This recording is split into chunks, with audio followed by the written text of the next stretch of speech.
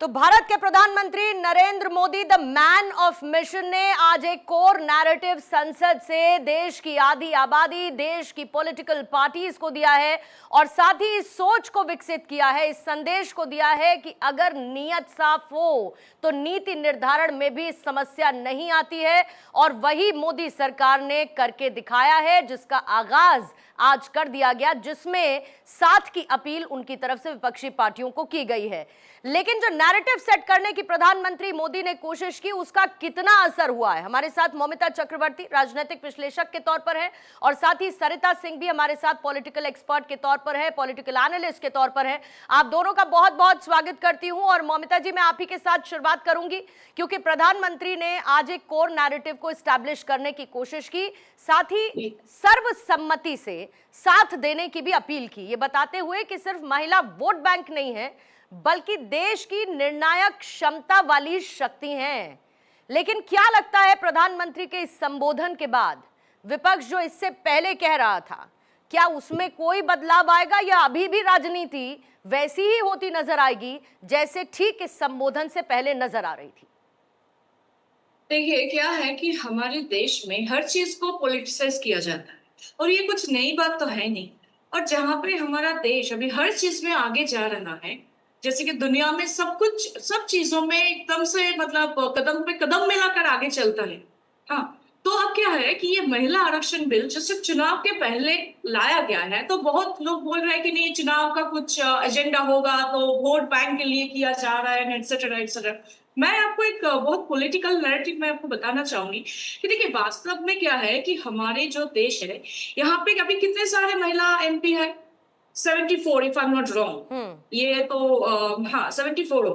पर अगर अब पूरी दुनिया में देखते हैं तो इसका जो संख्या अभी है प्रेजेंट, तो इसके हिसाब से हमारे देश बहुत पीछे चल गया।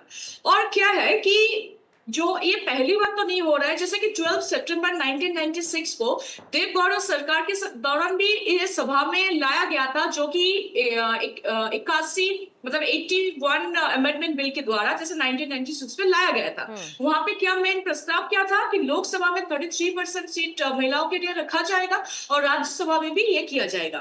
पर वो ऐसा हुआ नहीं था, क्योंकि उस टाइम पे कुछ कारण के लिए हुआ गया था कि 330A जो आर्टिकल था, वहां पे ये प्रस्ताव लाया गया था, पर लागू करने के लिए ना सोचा गया था जब, तो ये पास नहीं हुआ था बिल, क्योंकि इस बिल को ज्वाइंट पार्लियामेंट्री कमेटी ने के पास भेजा भी गया था। पर क्या हुआ था कि ओबीसी के लिए, मतलब कुछ विरोधी ने ओबीसी के लिए भी महिला संरक्षण के बारे में भी बात किए थे। पर क्या हुआ था कि उस टाइम पे कुछ मतलब जो पार्लियामेंट्री सेशन भंग होने की वजह से ये एक्टिव नहीं हुआ था। अगर आपको मैं कुछ आंकड़ा देकर बात करना चाहूंगी, आप मुझे एक मिनट दे दीजिए टाइम। हाँ, देखिए, क्या है कि जब कोई भी अगर राजनीति में हम ऐसे जब बात करते हैं, जैसे कि हमारे देश में अभी 13.9% हम पीछे हैं, जहाँ पे 27.6% अभी पूरी दुनिया में अगर 27.6% देखा जाता है कि फीमेल पार्लियामेंटेरियन है, तो हम 13.9% पीछे रह गए हैं।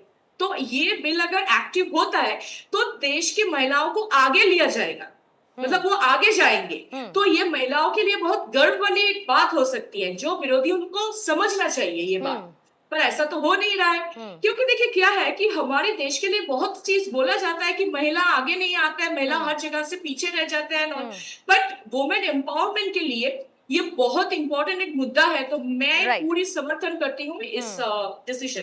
ठीक है, अब आदिति भी इस वक्त मेरे साथ जुड़ चुकी हैं और साथ ही सरिता जी भी हमारे साथ हैं। सरिता जी, आपके पास आने से पहले आदिति मैं आपके पास आना चाहूंगी, क्योंकि लगातार आप पॉलिटिकल गलियारों को कवर करती रही हैं और कई चुनावों में हमने इस बात की चर्चा भी की कि ठीक है, महिलाओं का वोट बैंक तो सबको चाहिए, लेकिन महिलाओं का प्रतिनिधित्व और उनको अपने कैंडिडेट के उतारने के तौर पर हर कोई उसमें बहुत कंजूसी करता है।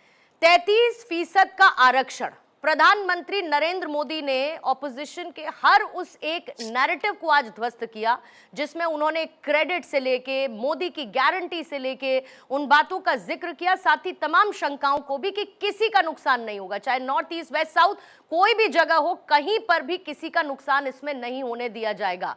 लेकिन सवाल वही है कि नैरेटिव क्या विपक्ष को सर्वसम्मति वाले जोन में लेकर आ पाएगा, या अभी भी वो कोरी राजनीति देखने को मिलेगी जब वोटिंग होगी? देखिए, एक तो सबसे बड़ी बात है कि अभी ममता जी कह रही थी, जाहिर तौर पे 27% बाहर देशों में है, हमारे यहाँ 14%, 13% है।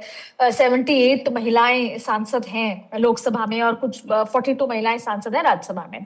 अब सबसे पहले तो हम रेफर करते हैं प्रधानमंत्री नरेंद्र मोदी का जो आज भाषण हुआ उसमें।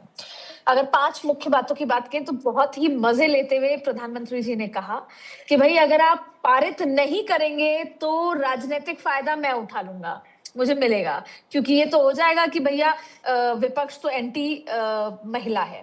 दूसरी बात है कि उन्होंने ये भी कहा कि 2024 में बहुत खास बात देने वाली बात है, जहां पर आज सरकार ने आधिकारिक रूप पे एक्सेप्ट किया कि 2024 के आंकड़े बहुत अच्छे नहीं थे चुनाव के जीत के।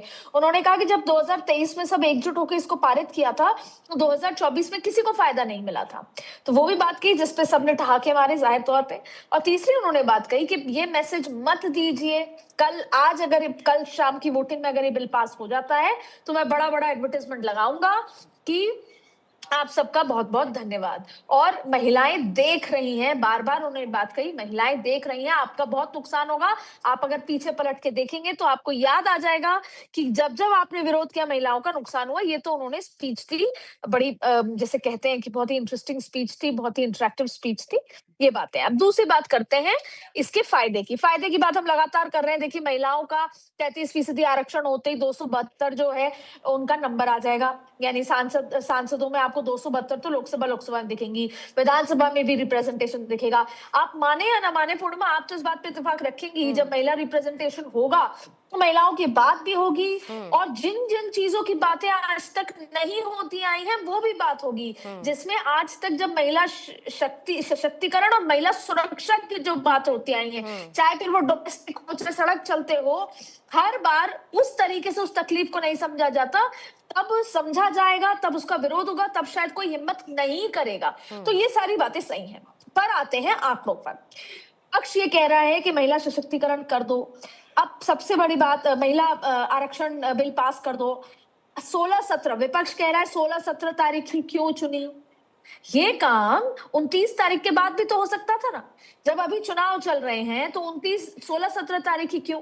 क्या इसमें मैसेजिंग है? क्या किसी का चुनाव डिस्टर्ब करना है? पहली बात। फिर पक्ष ये कह रहा है, बीजेपी ये कह रही है कि आप महिला विरोधी हो जाएंगे अगर ऐसा करेंगे।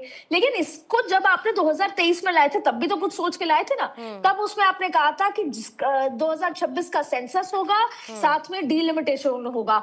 हम सेंसस और डीलिमिटेशन को इग्नोर नहीं कर सकते, ये बहुत बड़ा इशू है। ये भी बताता है कि महिलाओं में कितनी SC, ST, OBC महिलाएं होंगी।